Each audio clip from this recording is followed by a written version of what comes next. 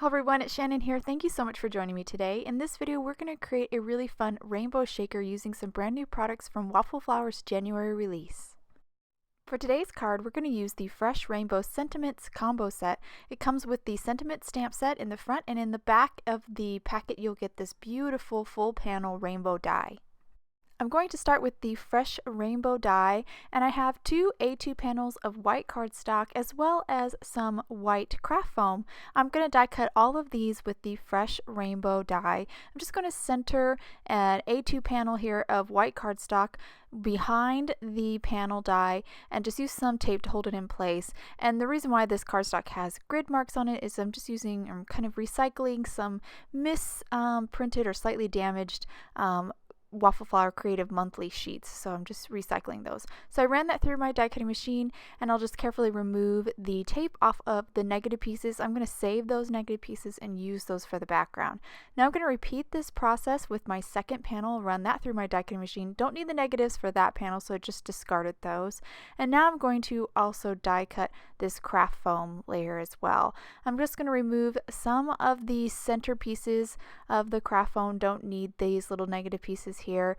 And now I'm going to move on to kind of creating my arches. So this craft foam layer is what's going to create the wells for our shaker card, and I actually want these wells to be completely open. Right now it would be basically like 10 little wells, and I want just 5 wells. So I'm just continuing the arch in this rainbow, and I'm using this little scrap of cardstock. This is actually one of the negative pieces of the upper right corner of one of the panels that I die cut, and I'm just using that to help me trace out a continuation of that arch. Now this does not have to be absolutely perfect because you won't see this little section because this will be covered by the sentiment, but by removing this little kind of rectangle where the sentiment will go will allow my shaker contents to slide all the way from one end of the rainbow to the other, and I just think it has a funner, much more fun to play with kind of shaker card. So I'm carefully removing the sections and then hand cutting out along my pencil lines that little section to allow the continuation of the arch. So just going to repeat this till I get all those stripes completely free and I have my 5 arches ready to go. You definitely could just skip this step and have 10 wells if you'd rather, if you just don't want to bother with it. Both would be really great shaker cards either way you do it. So I decided to die cut a third A2 panel with my Fresh Rainbow die, and I'm also, just like I did with that craft foam, continuing to the arches on this A2 panel as well. This is because I want this panel to provide a little bit extra thickness. I'm going to add it onto that craft foam so the well is just a little bit deeper. That's a little trick you can do. Instead of doubling up your craft foam, you can use layers of cardstock to kind of make your well a little deeper so your shaker contents move better. So I have 2 of the negative pieces here, the upper right and the lower left kind of sections. These are not even really part of the rainbow, they're just kind of like the sky or the background.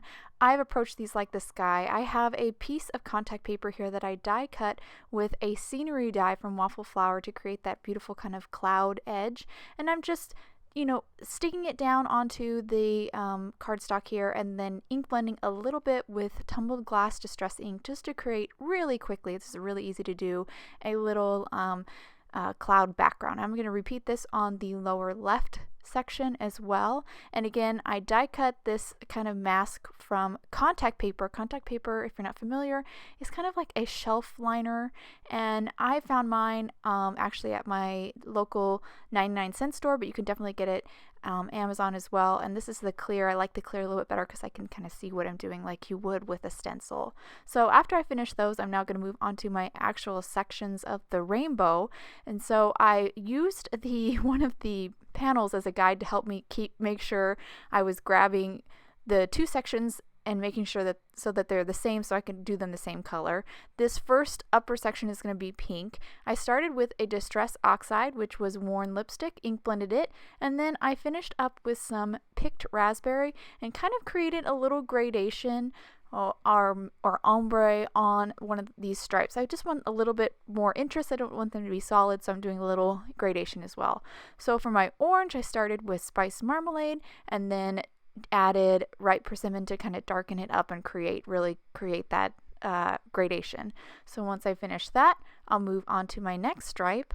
So typically I like to start with the oxide and then finish up with a distress ink, but in this case I started with squeezed lemonade distress ink because I do not have the corresponding distress oxide. So I started with the squeezed lemonade, ink blended, and then finished up with the mustard seed distress oxide.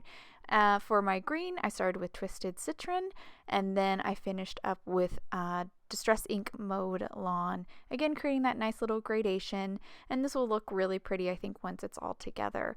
And I'll just put those aside and move on to my final color, or my final stripe, which is my blue, starting with Salty Ocean and ink blending both parts with that, and then I'll finish up with my darker, which is barely darker. It's Distress Ink Mermaid Lagoon, and that will just add a little bit, just again create a little bit of that gradation, and I'll set those aside.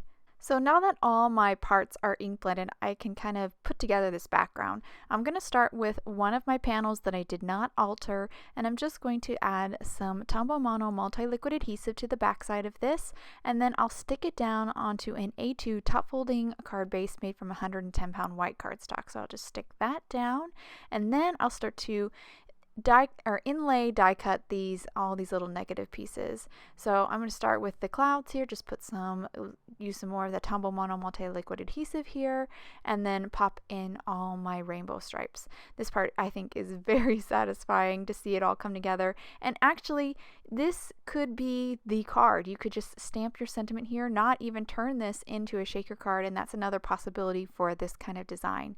But since I'm turning this into a shaker card, I'm now going to adhere the craft foam layer down. So I put some glue on the back side of this craft foam layer, and I'm just going to center it now with all the stripes and the frame that's on the background. Once I get it all kind of squared up, I'll then grab that panel that we altered. So this is the one and only altered panel, and I'm going to add some glue to the back side of that and stick that down. And again, I made die cut the fresh rainbow die out of 3 A2 panels of white cardstock, altered one of those panels, and I'm now adhering it onto the craft foam layer that I did alter as well. And again, I just did that so all the shaker contents can move from one side of the rainbow to the other. So I now have my final fresh rainbow panel, and I'm now stamping my sentiment on it. This is stamped in VersaFine Onyx Black ink, and again, the sentiment comes from the Fresh Rainbow Sentiment stamp set, which is, if you get the Fresh Rainbow Sentiments combo, you get the rainbow die, the Fresh Rainbow panel die, as well as the sentiment set. And I just poured on some clear embossing powder and then heat set that. Now I'm going to adhere this onto a A2 panel of acetate. Again, going to use my Tumbled Mono multi-liquid adhesive here. I do like this adhesive a lot because it just works for everything craft foam to acetate. It's just really versatile. So I'm just going to very, very carefully place this down onto the acetate. I don't want it to shift at all and create any glue squishing out from the sides and kind of messing up the acetate. So now I'm kind of ready to put this together. The first thing I'm going to do is take my anti-static powder bag and kind of go over all the stripes to kind of remove the stick of any kind of residual adhesive, any of that tumble glue that kind of squished out. Then I will finish up with a towel, just kind of go over the panel and pick up any extra anti-static powder that might be on the panel, just to make sure that my shaker card doesn't end up looking kind of dusty because of that powder in there. So after I clean up my panel, I'm going to fill it. So I'm going to use something a little different for me. I'm going to use seed beads. Even though this is a typical shaker contents, I'm going to use something, it's a little different to me. I got a variety pack from my local craft store, even purchased one extra little bag of pink because I didn't like the pinks in there. But what I typically use for my shaker cards is sprinkles. Now, I will warn you, sprinkles can't work everywhere. I live in Arizona, so it's very dry, and I don't have to worry about trapping in moisture when I seal my shaker card, but I do really like the way the sprinkles work. So if you do live in a dry climate, you might want to try sprinkles, but if not, you definitely want to go with seed beads or other shaker contents. There's a lot of things that would work for this shaker card. So now I'm filling up the wells here with my seed beads, using the tweezers to kind of make sure that the colors stay in their wells and also even out those seed beads. You don't want a big pile, you want a nice even layer of seed beads. And once I've got those wells all filled, I'm going to grab my glue again, place some glue on the top of my well here, and then I'll just take that top panel with the acetate and place it right down and seal up my shaker card. Once I've got that kind of stuck a little bit, then I'll grab a platform from my die cutting machine, place it down on top, and just let it dry. Now that my shaker card is all dry, I'll remove the platform and then I'll hold it to the camera so you can get a good look at the finished card. As you can see, our wells are all colored, filled with kind of matching seed beads. And we give it a turn here and the beads will move all the way down to the other side of the rainbow. That's because we did cut out behind that sentiment there, removed that section, so we have just 5 wells that are completely open all the way to the end. And I just think that's kind of a fun little feature and a little bit of a surprise, I think, also for the receiver. Now I also have a second card here, and this is one I created with the sprinkles. And again, sprinkles won't work for everybody, especially any place that's humid, but I do really like the way the sprinkles look here, and they're a little bit smaller so they move a little bit better than the seed beads. And that actually completes my cards. I hope you guys enjoyed today's cards and video. If you want any more information on the products I use, please check out the links below in the description. You can also check out my Instagram or my blog. I'll share those links as well. And if you like this video, I'd love for you to subscribe to my channel. Thank you so much for watching, and I hope you guys have a wonderful day.